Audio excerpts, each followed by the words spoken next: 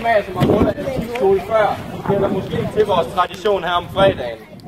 Vi skal nemlig lave en lidt speciel opvarmning i dag, som vi kalder prinsessens guldsko. Hvis I kigger her på banen, så er der 2 halvdele.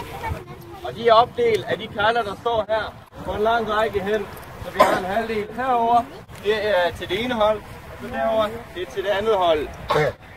Helt nede for enden af hver halvdel, der er der nogle ærteposer. Dernede der er de grønne og blå, hernede der er de gule og røde. Der er 17 ærteposer hvert sted, tror jeg.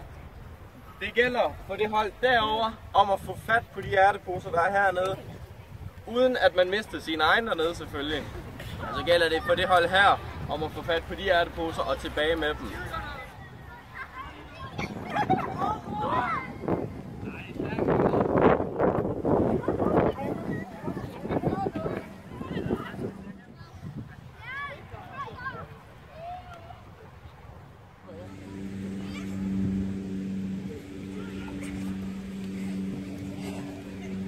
Det var lækkert, Bjørn.